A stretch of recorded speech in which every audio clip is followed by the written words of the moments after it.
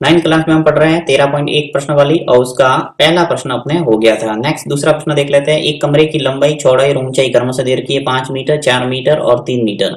7.50 प्रति वर्ग मीटर की दर से इस कमरे की दीवारों और छत पर सफेदी कराने का व्यय ज्ञात कीजिए। ये आपको प्रश्न पूछा गया है। इसमें बहुत ही सिंपल है, आप कुछ नहीं करना, कमरे की 4 दीवारों और छत का क्षेत्रफल निकालेंगे और उसका गुणा कर देंगे सीधा 7.50 से, तो आपके आ जाएगा टोटल व्यय।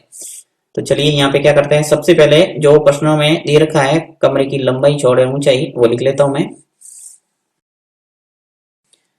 कमरे की लंबाई दे रखी है आपको,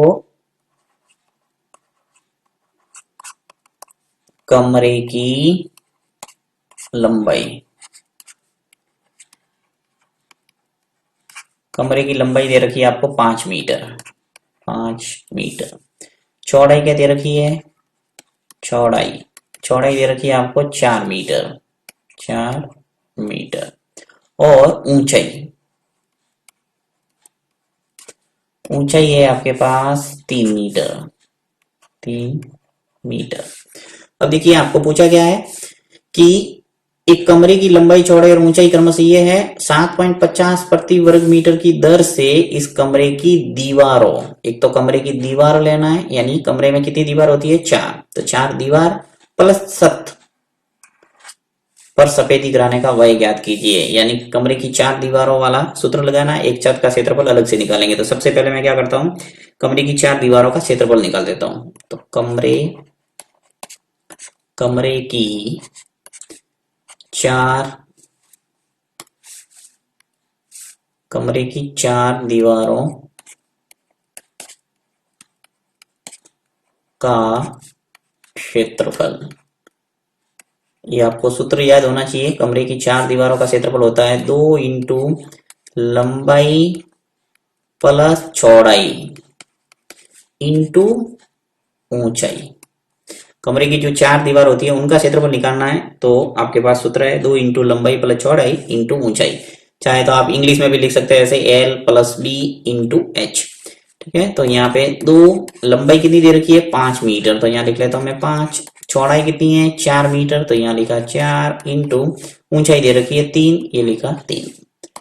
2 इंटू 5 और 4 मिलके कितने हो गए 9, फिर इंटू 3। अब आपको गुणा करना, देखिए 2 इंटू 9 करेंगे कितना आएगा 18, और 18 का गुणा 3 से करेंगे तो 18 दिया 54, तो आ जाएगा 54, 54। अब देखिए क्षेत्रफल निकालते हैं, क्या लिखना पड़ेगा पीछे, वर्ग मीटर। मीटर में दे रखा है इसलिए वर्ग मीटर। ये हमेशा ध्यान रखना, प्रश्न के अंदर सब मीटर होने चाहिए। जैसे मान लो सेंटीमीटर है तो पहले उसको मीटर में बदलना पड़ेगा। तो यहाँ पे आपके आ गया कमरे की 4 दीवारों का क्षेत्रफल। साथ ही आपको छत को शामिल करना है, तो छत को लिख लेता हूं, छत का क्षेत्रफल। अब छत है वो कौन से आकार की होती है, आप देख सकते हैं जहां पर भी आप बैठे हैं ऊपर देख लो कौन से आकार की नजर आ रही है आपको, आयत जैसी। और आयत का क्षेत्रफल क्या होता है, लंबाई इंटू चौड़ाई, लंबाई इंटू चौड़ाई। लंबाई कितनी दे रखी है यहाँ पे 5, चौड़ाई कितनी है 4, 5 का गुणा 4 से कर देंगे क्या आ जाएगा 20। क्षेत्रफल निकाल रहे हो वही आ जाएगा वर्ग मीटर। अब देखिए जो भी सफेदी कराने का भाग है उस पूरे का क्षेत्रफल कितना हो गया, 4 दीवारों का क्षेत्रफल आ गया अपने 54 वर्ग मीटर, और छत का क्षेत्रफल आ गया 20 वर्ग मीटर। तो जोड़ देते हैं कि सफेदी कराने का कुल क्षेत्रफल, सफेदी कराने का कुल क्षेत्रफल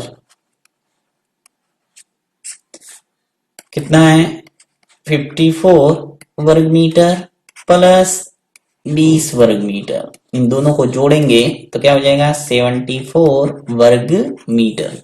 यानी जो 74 वर्ग मीटर है इस पे आपको सफेदी करानी है। अब 1 वर्ग मीटर का व्यय कितना है, प्रति वर्ग मीटर आपके चार्ज क्या लग रहा है 7.50, यानी कि 7.5 रुपए लग रहे हैं 1 वर्ग मीटर का। तो 74 वर्ग मीटर का कितना हो जाएगा, सीधा गुणा। तो यहाँ लिख लेते हैं सफेदी कराने की कीमत, या सफेदी कराने में कुल व्यय। सफेदी कराने का कुल व्यय कितना हो जाएगा 74 इंटू 7.50, यानी प्रति वर्ग मीटर जो भी आपके दे रखा है यहाँ, जैसे परीक्षा के अंदर चेंज कर दे आपको, मान लो 5 दे रखे हैं, 10 दे रखे हैं, कोई भी, तो इसका गुणा करना है यहाँ, ठीक है। तो 74 का गुणा जब 7.50 से होगा तो आपके आ जाएगा 555, 555।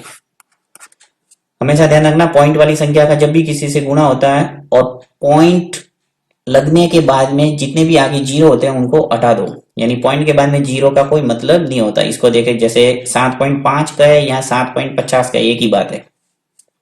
तो ये 555 रुपए आपके आ गए आंसर।